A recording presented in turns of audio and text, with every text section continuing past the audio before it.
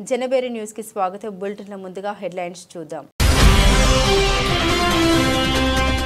నేపాల్లో చిక్కుకున్న తెలుగు వారిని సురక్షితంగా వెనక్కి తీసుకురావడమే ఏకైక అజెండా. వివిధ శాఖల ఉన్నతాధికారులతో సచివాలయం ఆర్టీజీఎస్ కేంద్రంలో మంత్రి లోకేష్ సమీక్ష.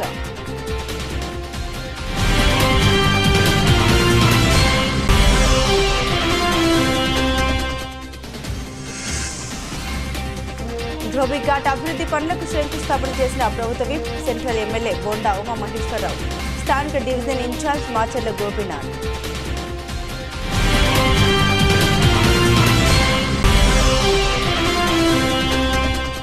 జరగబోయే వర్షాకాలపు అసెంబ్లీ సమావేశంలో ఎస్సీ వర్గీకరణ బిల్లు పెట్టి చట్టం చేయాలని ఎంఆర్పీఎస్ రాష్ట్ర అధ్యక్షులు పోగు వెంకటేశ్వరరావు కూటమి ప్రభుత్వానికి డిమాండ్.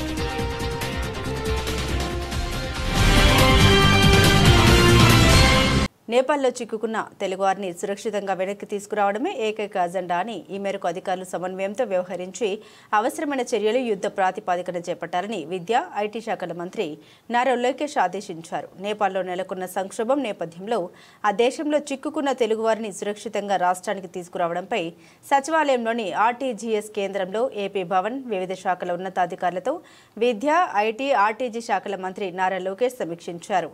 నేపాల్లో ఇప్పటి వరకు 215 మంది తెలుగువారు చిక్కుకున్నట్లు సమాచారం ఉందని ఈ సందర్భంగా అధికారులు వివరించారు. వీరంతా నేపాల్లోని వివిధ ప్రదేశాల్లో సురక్షితంగా ఉన్నారని, వీరితో నిరంతరం సంప్రదింపులు జరుపుతున్నట్లు తెలిపారు. నేపాల్లోని భఫాల్, సిమిల్కోట్, పశుపతి నగరం, పింగళస్థాన్లో వీరంతా ఉన్నారని వివరించారు. ఈ సందర్భంగా మంత్రి నారా లోకేష్ మాట్లాడారు. నేపాల్లో చిక్కుకున్న తెలుగువారిని వివిధ మార్గాల ద్వారా సంప్రదించి కంట్రోల్ రూమ్ ద్వారా ఎప్పటికప్పుడు పరిస్థితిని సమీక్షించాలి. వారికి ఆహారం, భద్రతకు సంబంధించి ప్రతి 2 గంటలకు ఒకసారి మానిటరింగ్ చేయాలి. నేపాల్లో చిక్కుకున్న తెలుగువారు రాష్ట్రంలోని ఏ ప్రాంతాలకు చెందినవారు, వారి సమగ్ర వివరాలతో కూడిన సమాచారాన్ని సిద్ధం చేయాలని ఆదేశించారు. ప్రత్యేక కాల్ సెంటర్, వాట్సాప్ నెంబర్లు అందుబాటులో ఉంచాలని, కలెక్టర్ ద్వారా పరిస్థితిని ఎప్పటికప్పుడు సమీక్షించాలని ఆదేశించారు. నేపాల్లో చిక్కుకున్న పలువురు తెలుగు వారితో మంత్రి లోకేష్ ఫోన్, వీడియో కాల్ ద్వారా మాట్లాడి వారిలో భరోసా నింపారు.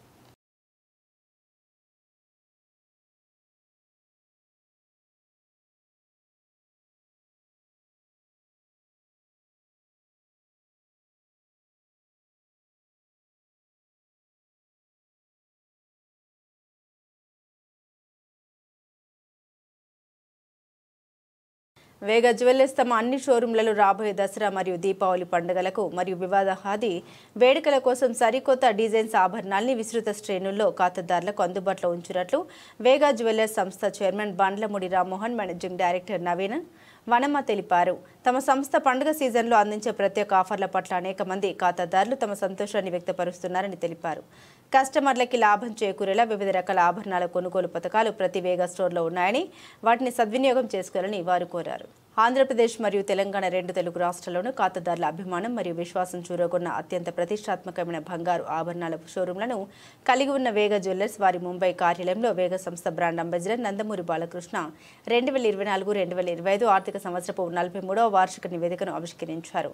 వార్షిక నివేదిక ఆవిష్కరణ కార్యక్రమంలో వేగా జ్యువెలర్స్ సంస్థ చైర్మన్ బండ్లమూడి రామ్మోహన్ మరియు మేనేజింగ్ డైరెక్టర్ నవీన్ వనమ పాల్గొన్నారు. ఈ సందర్భంగా సంస్థ చైర్మన్ బండ్లమూడి రామ్మోహన్ మాట్లాడారు. వేగా సంస్థ బ్రాండ్ అంబాసిడర్ నందమూరి బాలకృష్ణ వార్షిక నివేదికను ఆవిష్కరించడం ఎంతో సంతోషదాయకమన్నారు. ఆయన తమ సంస్థకు ప్రచారకర్త కావడం ఎంతో గర్వకారణమన్నారు. అనంతరం వేగా జ్యువెలర్స్ సంస్థ ప్రతినిధి మాట్లాడారు. వేగా జ్యువెలర్స్ తమ అన్ని షోరూంలో రాబోయే దసరా మరియు దీపావళి పండుగలకు మరియు వివాహాది వేడుకల కోసం సరికొత్త డిజైన్స్ ఆభరణాలని విస్తృత శ్రేణుల్లో ఖాతాదారులకు అందుబాటులో ఉంచినట్టు తెలిపారు. వైసీపీ పాలనలో యూరియా కోసం అన్నదాతలు ఎన్నడూ రోడ్డెక్కలేదని మాజీ సీఎం జగన్ అన్నారు. ప్రస్తుతం రైతులు తీవ్ర ఇబ్బందులు పడుతున్నారని తెలిపారు. కుప్పంలోనూ పరిస్థితి దారుణంగా తయారైందని, రైతులు యూరియా కోసం లైన్లో నిల్చున్న ఫోటోను ప్రెస్ మీట్లో చూపిస్తూ విమర్శించారు. చంద్రబాబు ఏదైనా బావిలో దూకి చేస్తే బెటర్ అని తీవ్ర వ్యాఖ్యలు చేశారు. మంత్రి అచ్చెన్నాయుడు నియోజకవర్గంలోనూ అదే పరిస్థితి ఉందని మండిపడ్డారు. బీసీల అభ్యున్నతికి రాష్ట్ర ప్రభుత్వం కట్టుబడి పనిచేస్తోందని సెంట్రల్ ఎమ్మెల్యే బోండా ఉమా అన్నారు. కుల వృత్తులు చేసుకునే వారి సమస్యల్ని తన దృష్టికి తీసుకుని వస్తే వెంటనే ఆ సమస్యలకు పరిష్కారం చూపుతామని తెలిపారు. ధోబిఖానాల అభివృద్ధి ఎన్ని నిధులు అయినా ఖర్చు చేసేందుకు సిద్ధంగా ఉన్నామని స్పష్టం చేశారు. విజయవాడ సెంట్రల్ ఎమ్మెల్యే బోండా ఉమా 25వ డివిజన్ అరండల్పేట వీరమాచినేని రంగారావు వీధిలో 55 లక్షల వ్యయంతో ధోబిఘాట్ అభివృద్ధి పనులకు ప్రభుత్వ whip central MLA Bonda Uma Maheswararao స్థానిక డివిజన్ ఇన్ఛార్జ్ మాచర్ల గోపీనాథ్తో కలిసి శంకుస్థాపన చేశారు. అనంతరం P4 పథకంలో భాగంగా ఓ మహిళకు స్వయం ఉపాధి నిమిత్తం తోపుడు బండిని పంపిణీ చేశారు. ఈ సందర్భంగా ఎమ్మెల్యే మాట్లాడారు. సెంట్రల్ నియోజకవర్గంలో బీసీ వర్గాల అభ్యున్నతికి కృషి చేస్తున్నామని తెలిపారు. కుల వృత్తులు చేసుకునే రజక సోదరులకు ఎల్లప్పుడూ అండగా ఉంటున్నామని తెలిపారు. తన దృష్టికి వచ్చిన సమస్యల్ని వెంటనే పరిష్కారం చూపిస్తున్నామని స్పష్టం చేశారు. రజక సంఘ నాయకులు ధోబీఘాట్లో ఉన్న ఇబ్బందుల్ని తన దృష్టికి తీసుకుని వస్తే పరిష్కారం చూపుతామని తెలిపారు. ధోబీఘాట్లలో అన్ని రకాల మౌలిక వసతులు కల్పించేందుకు చర్యలు తీసుకుంటున్నామని, ఎన్ని నిధులు ఖర్చైనా పెట్టి సమస్యలను పరిష్కరించడానికి సిద్ధంగా ఉన్నామని తెలిపారు. ముఖ్యంగా కుల వృత్తులు చేసుకునే మా రజక సోదరులకి అండగా ఉంటా ఉన్నాం. రజక సోదరులు ఎక్కడ ధోబీఘాట్లు ఏ చిన్న సమస్య ఉన్నా మాకు చెప్పండి ఆల్రెడీ రజక సామాజిక వర్గ కుల సంఘాలు అందరికీ కూడా తెలపడం జరిగింది.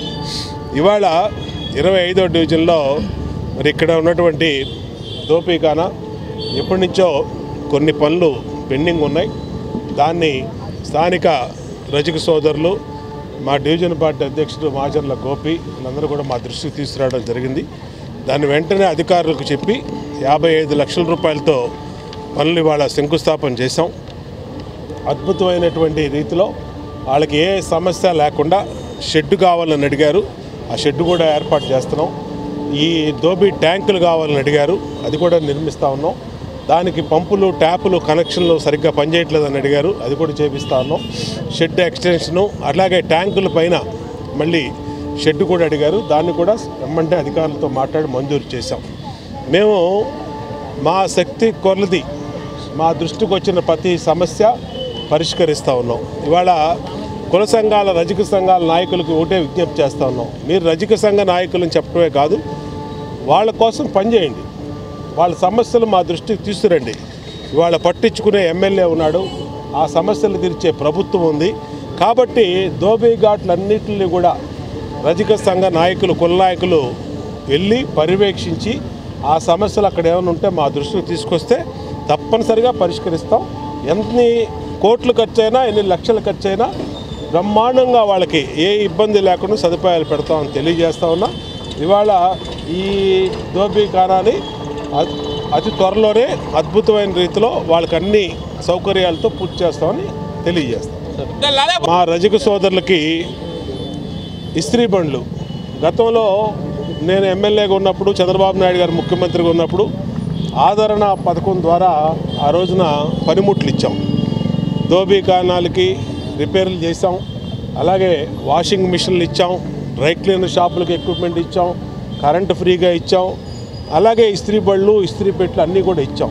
ఇవాళ మళ్ళీ ఈ ప్రభుత్వం వచ్చినాక P4లో భాగంగా ఇవాళ అన్ని డివిజన్లో కూడా కుల వృత్తులు చేసుకునే మా రజక సోదరులకి ఇస్త్రీ బళ్ళు ఇస్తున్నాం. అట్లాగే చిరు వ్యాపారులకి, స్ట్రీట్ వెండర్లకి లైసెన్సులు ఇస్తున్నాం, అలాగే స్ట్రీట్ వెండర్లకి బళ్ళు ఇస్తున్నాం, అట్లాగే టిఫిన్ బళ్ళు ఇస్తున్నాం. ఇప్పటికీ దాదాపు ఒక 120 దాకా ఇస్త్రీ బళ్ళు కానీ, టిఫిన్ బళ్ళు కానీ, తోపుడు బళ్ళు కానీ నియోజకవర్గంలో యోజన జరిగింది. ఈ రాబోయే రోజుల్లో కూడా నిరంతరం మా చేతనైనంత వరకు మా శక్తి కొలది, దేవుడు ఇచ్చినటువంటి మాకు శక్తి కొలది మేము పేదలకు అండగా ఉంటాం. P4లో అందరూ కూడా పేదవాళ్ళని ఆదుకునే దానికి ముందు రావాలని కూడా విజ్ఞప్తి చేస్తాం. మా గారు అధికారంలో ఉంటే అభివృద్ధి పదం, ప్రతిపక్షంలో ఉంటే పోరాడే పదం, ఈ రెండింటికి నిదర్శనమే బోండమ్మ గారు. ఈరోజు ఆయన శాసనసభ్యులుగా ఉన్నప్పుడు మా 25వ డివిజన్ గత పాలకులు గాలికి వదిలేశారు. డివిజన్ని గెలిచిన ఎమ్మెల్యే లేడు, గెలిచిన కార్పొరేటర్ లేడు, గాలికి వదిలేసి డివిజన్ అంతా అభివృద్ధి లేకుండా అంతా చిందరవందరగా అడ్డగోలుగా జరిపింది. ఈరోజు రజక సోదరుల కోసం మన ధోబీఖానా షెడ్ 55 లక్షల రూపాయలు శాంక్షన్ చేయించి కొత్త రేకుల షెడ్డు, కొత్త తొట్లు, రజకులకు కావాల్సినవన్నీ ఏమైతే కావాలో అడిగారో ఆ రిక్వైర్మెంట్స్ అన్నీ ఎమ్మెల్యే గారు అధికారుల దృష్టిలో తీసుకొచ్చి ఈరోజు ఆ నిధులు విడుదల చేయడం జరిగింది.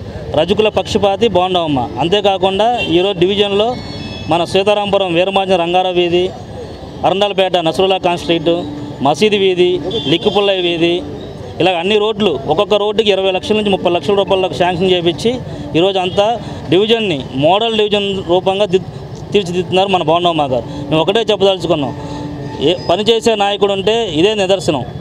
గడిచిన 16 నెలల్లో దాదాపు ఒక 25 డివిజన్లోనే ₹1,50,00,000 దాకా నిధులు విడుదల చేసి అభివృద్ధి కార్యక్రమాలు అభివృద్ధి ఉంది 25 డివిజన్.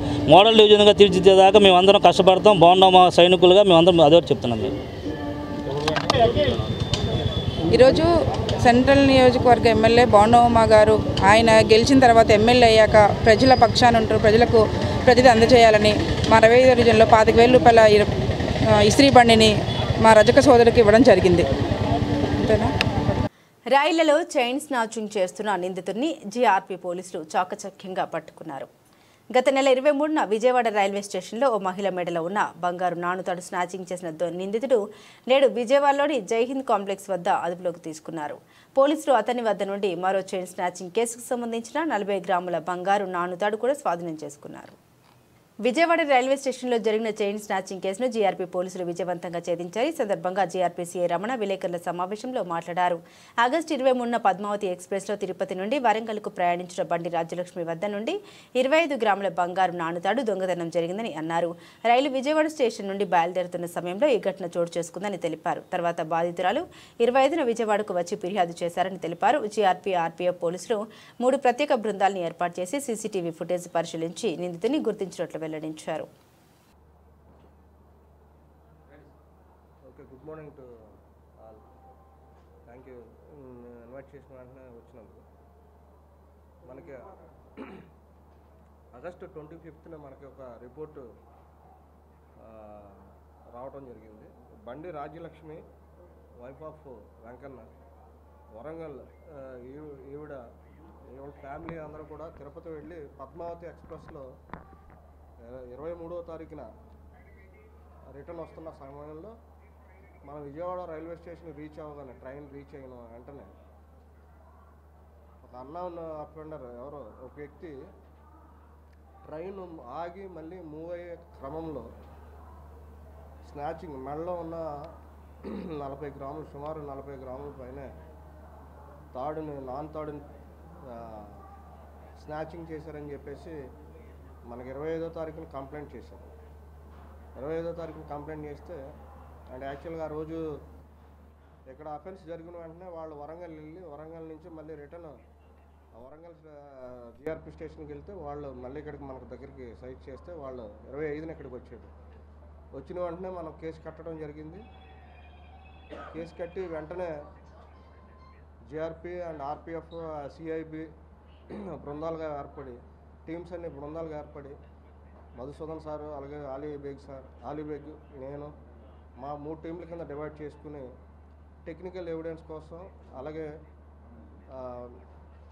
సీసీ ఫుటేజ్, మాకున్న అవైలబుల్ ఉన్న సీసీ ఫుటేజ్, అలాగే లోకల్ పోలీసుకు సంబంధించిన సీసీ ఫుటేజ్లు కూడా అసిస్టెన్స్ తీసుకుని అవన్నీ వెరిఫై చేసే క్రమంలో మాకు ఒక క్లూ ఒకటి, నైజాం గేట్ దగ్గర నుంచి ఒక సస్పెక్టెడ్ పర్సన్ వెళుతున్నట్టు మాకు ఒక సీసీ ఫుటేజ్ దొరికింది. ఆ సీసీ ఫుటేజ్లో మేము దాన్ని ఇంకా డెవలప్ చేసుకుని మా బృందాలుగా కొద్దిగా దాన్ని ఇంకా డెవలప్ చేస్తే అందులో మాకు ఐడెంటిఫై అయిన వ్యక్తి తండ్రి కంటి Ramesh, son of Satyanarayana, 29 years, cast by Yadava,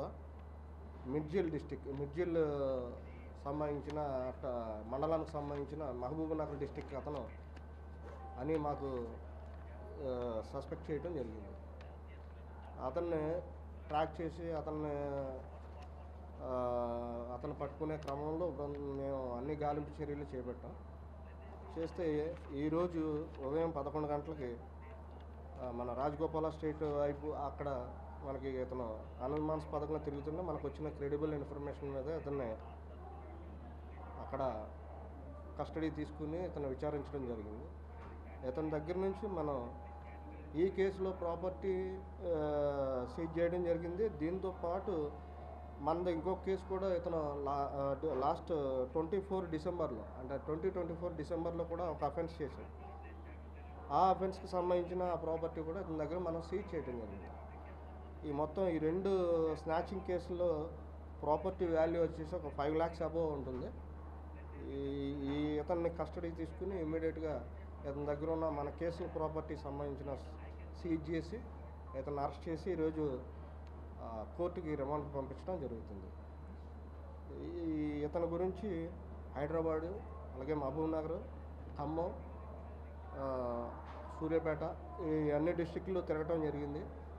ఈ బృందాలుగా RPF and GRP and CIB 3 కలిపి బృందాలుగా ఏర్పడి చాలా శ్రమపడి చాలా అతి కష్టం మీద ఇతన్ని పట్టుకోవడం జరిగింది. ఇతన్ని ఆల్రెడీ ఇంతకుముందు కూడా మనం 2024 ఏప్రిల్లో ఇక్కడ స్నాచింగ్ కేసుల్లో అరెస్ట్ చేసాం. స్నాచింగ్ కేసుల్లోనే అరెస్ట్ చేసాం. మార్చి నెలలో 2024 మార్చి ఏప్రిల్ నెలలో ఇతన్ని అప్పుడు కూడా స్నాచింగ్ కేసుల్లోనే అరెస్ట్ చేయడం జరిగింది. సో దాని మీద మన ఓల్డ్ అఫెండర్స్ మనకున్న సీసీ ఫుటేజ్ని టాలీ చేసుకుని అన్నీ చూసుకుంటే ఈ తండ్రికంటి రమేష్ అనే సస్పెక్ట్ అనేది మనకి నిర్ధారణ అయ్యి ఇతన్ని ట్రాక్ చేయడం మొదలుపెట్టాం. సో మన అఫెన్సులు 2 కూడా ఇతనే చేశాడని ఇతను అడ్మిట్ అయ్యాడు. ఇతని దగ్గర నుంచి కూడా ప్రాపర్టీ ఇంటాక్ట్ ప్రాపర్టీ సీజ్ చేయడం జరిగింది. Thank you. స్నాచింగ్ అండి 304 క్లాస్ 2 ఇతను కోర్టుకు జ్యుడిషియల్ రిమాండ్కి పంపిస్తుంది. 2 నాలుగు డిస్ప్లే పెట్టిందాక. మధ్యప్రదేశ్, తెలంగాణ, కర్ణాటక, ఆంధ్ర రాష్ట్రాల్లో కలర్స్ నూతన టెక్నాలజీతో 2.0 హెల్త్ కేర్ సరికొత్తగా అందుబాటులో తీసుకురావడం జరిగిందని ప్రముఖ హీరోయిన్ సుప్రీత భోగ్ తెలిపారు. అత్యుత్తమమైన ప్రపంచ స్థాయి బరువు తగ్గడం, జుట్టు, చర్మ పరిష్కారాలను కలర్లో ప్రత్యేక టెక్నాలజీని నేటి తరం యువతీ యువకులకు అందుబాటులోకి తీసుకురావడం జరిగిందని పేర్కొన్నారు. విజయవాడ నగరంలో నూతన టెక్నాలజీతో 2.0 కలర్స్ హెల్త్ కేర్ను లాంచ్ చేయడం ఎంతో ఆనందంగా ఉందని తెలిపారు. విజయవాడలో ప్రముఖ హీరోయిన్ సంయుక్త మీనన్ సందడి చేశారు. నగరంలోని బ్యాంకు కాలనీలో నూతనంగా ఏర్పాటు చేసిన కలర్స్ 2.0 బ్రాంచ్ను ఆమె లాంఛనంగా ప్రారంభించారు. తొలుత జ్యోతి ప్రజ్వలన చేసి అనంతరం అత్యాధునిక సదుపాయాలతో ఏర్పాటు చేసిన కలర్స్ బ్రాంచ్ సందర్శించారు. అనంతరం ఆమె మీడియాతో మాట్లాడారు. విరూపాక్ష మూవీ ప్రమోషన్స్లో భాగంగా విజయవాడ మొదటిసారి వచ్చానని, అప్పుడు విజయవాడ ప్రేక్షకులు చూపిన ఆదరణ ఇప్పటికీ మర్చిపోలేదని అన్నారు. విజయవాడ వచ్చిన ప్రతిసారి దుర్గమ్మను దర్శించుకుంటామని గుర్తు చేసుకున్నారు. కలర్ హెల్త్ కేర్ 21 ఏళ్ల క్రితం డాక్టర్ విజయకృష్ణ స్థాపించి 50 బ్రాంచ్ల స్థాయికి తీసుకెళ్లారని పేర్కొన్నారు. ఈ కార్యక్రమంలో ఎగ్జిక్యూటివ్ డైరెక్టర్ వెంకట శివాజీ కూనా, కలర్ సిబ్బంది పాల్గొన్నారు.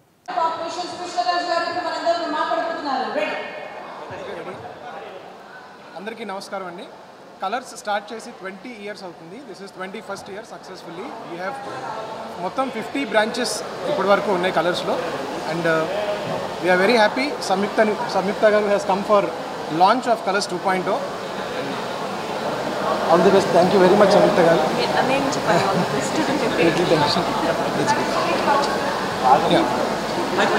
సో కలర్స్ వచ్చేసి first weight loss and slimming సెంటర్గా స్టార్ట్ అయ్యి 21 yearsగా అంచెలంచెలుగా పెరిగి డిఫరెంట్ లొకేషన్స్లో, అంటే ఓన్లీ తెలుగు స్టేట్స్లోనే కాకుండా తమిళనాడు, కర్ణాటక, మహారాష్ట్రలో కూడా మనం విస్తరించడం జరిగింది.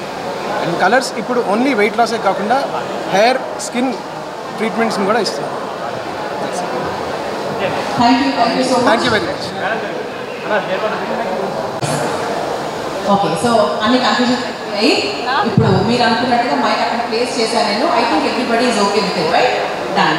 Okay, so Samyuktha ma'am, sorry for the delay and once again welcome to Colours 2.0 brand launch Vijayawada.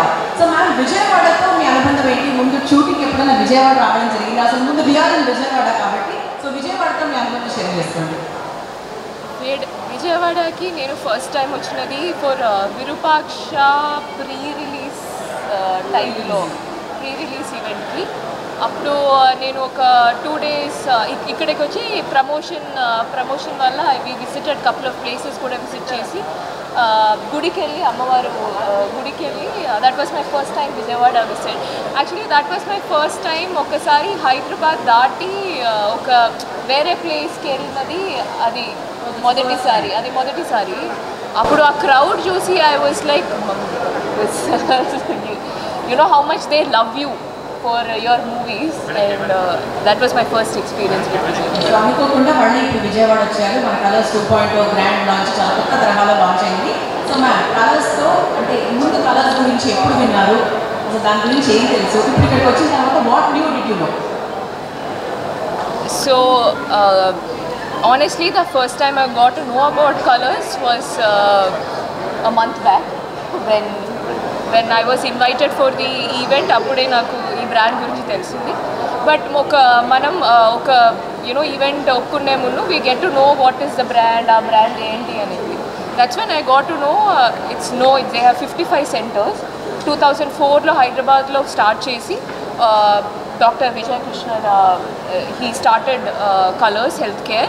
Appati nunchi for 21 years it expanded to 55 centers, and Tamil Nadu and Hyderabad and Indore, Karnataka, chala states lo, it's like almost all 3 South Indian states expansion jarigindi. Now kotta technology tho Colors 2.0 ani oka kotta brand rebranding chesi they are relaunching the place with new technology, new equipments.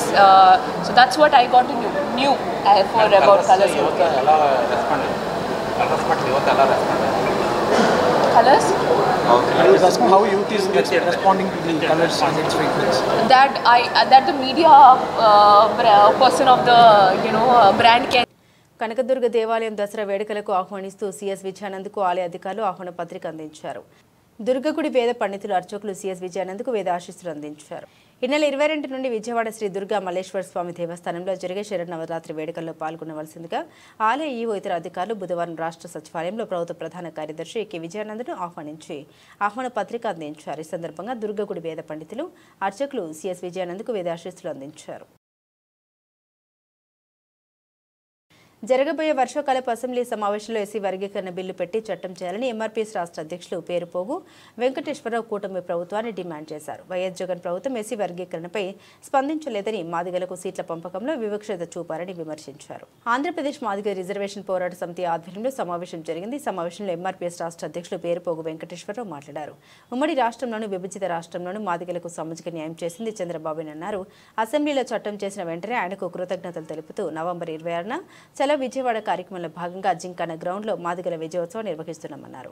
ఈ కార్యక్రమానికి ఉమ్మడి 13 జిల్లాల నుండి మాదిగలు వేలాదిగా తరలివచ్చి సభను జయప్రదం చేయాలని కోరారు. లక్ష్య సాధన కోసం 3 దశాబ్దాల మాదిగల మహోద్యమ సన్నాహ సమావేశం అనేది ఇక్కడ ఏర్పాటు చేయటం అనేది జరిగింది. మా ముఖ్య ఉద్దేశం ఈ నెల 18న జరగబోతున్న వర్షాకాల అసెంబ్లీ సమావేశాల్లో ఎస్సీ వర్గీకరణ పైన గౌరవ ముఖ్యమంత్రి వర్యులు నారా చంద్రబాబు నాయుడు గారు గత అసెంబ్లీ సమావేశాల్లో ఆర్డినెన్స్ తీసుకొచ్చారు. ఈ ఆర్డినెన్స్ని రేపు అసెంబ్లీ సమావేశాలు జరగబోతున్న తరుణంలో చట్టం చేయాలని చెప్పేసి చంద్రబాబు నాయుడు గారిని సందర్భంగా మేము కోరుతా ఉన్నాం. మరి ముఖ్యంగా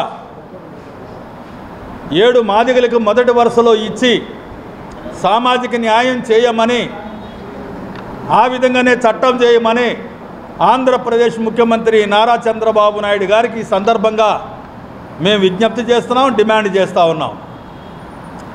ఎందుకనంటే 32 సంవత్సరాల పాటు, సుదీర్ఘ కాలం పాటు మాదిగలు ఎన్నో త్యాగాలు చేశారు, ఎన్నో పోరాటాలు చేశారు, ఎన్నో అక్రమ కేసుల్లో ఇరికించబడ్డారు.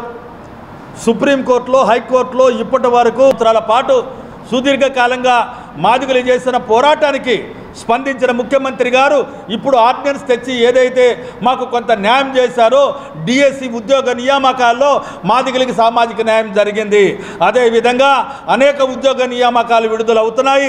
వర్గీకరణ లేకుండా కూడా 46 జీవో వస్తే మాకు నష్టం జరగబోతా ఉంది.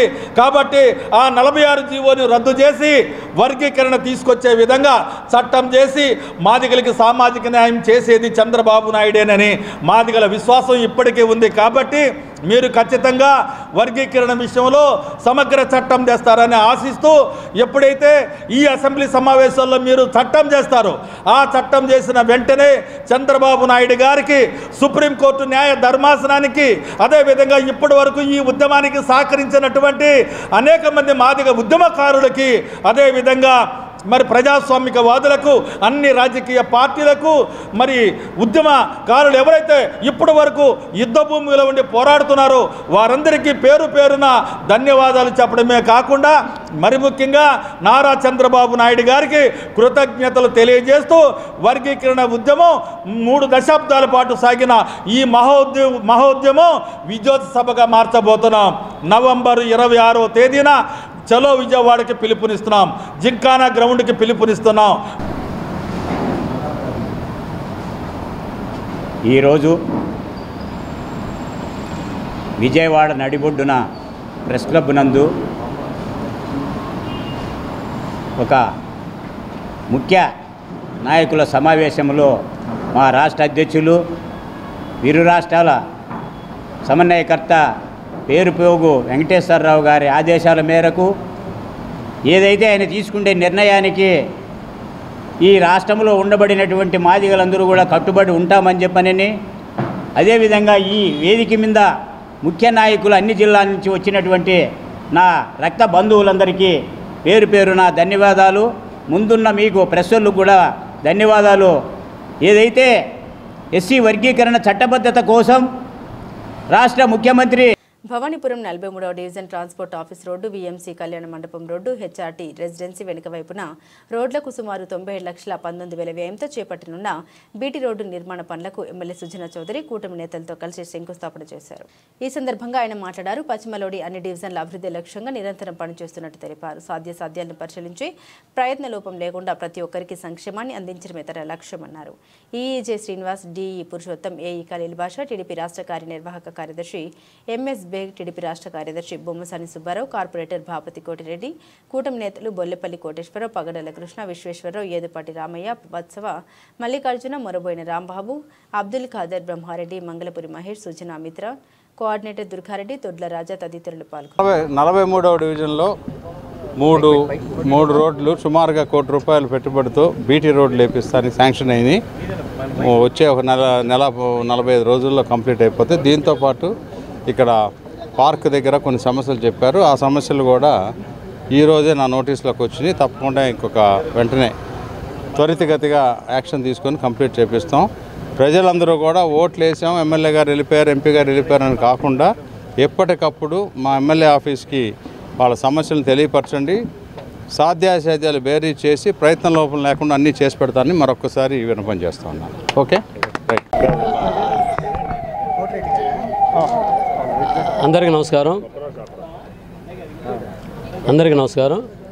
ఈరోజు 43వ డివిజన్ పరిధిలో హౌసింగ్ బోర్డు కాలనీలో దాదాపు గత 2 దశాబ్దాల కాలం నుంచి పెండింగ్లో ఉన్నటువంటి రోడ్లు ఈరోజు శంకుస్థాపన చేసుకోవడం జరిగింది.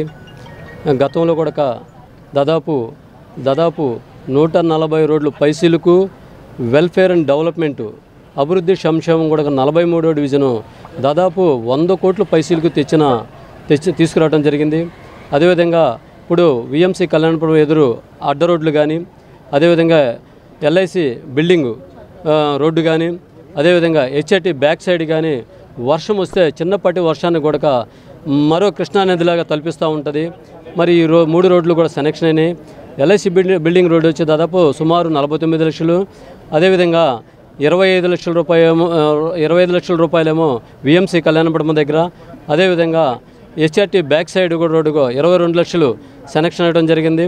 మరి ఈ రోడ్లు కూడా త్వరితగతిన మేము పూర్తి చేస్తామని మీ ద్వారా తెలియజేసుకుంటున్నాం. బులెటిన్ ముగించే ముందు హెడ్లైన్స్ మరోసారి. నేపాల్లో చిక్కుకున్న తెలుగు వారిని సురక్షితంగా వెనక్కి తీసుకురావడమే ఏకైక అజెండా. వివిధ శాఖల ఉన్నతాధికారులతో సచివాలయం, ఆర్టీజీఎస్ కేంద్రంలో మంత్రి లోకేష్ సమీక్ష.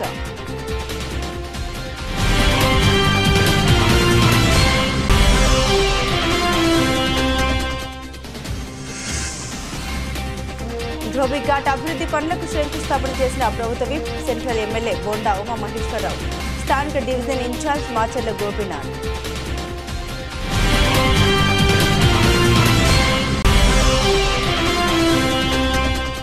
జరగబోయే వర్షాకాలపు అసెంబ్లీ సమావేశంలో ఎస్సీ వర్గీకరణ బిల్లు పెట్టి చట్టం చేయాలని ఎంఆర్పీఎస్ రాష్ట్ర అధ్యక్షులు పోగు వెంకటేశ్వరరావు కూటమి ప్రభుత్వానికి డిమాండ్.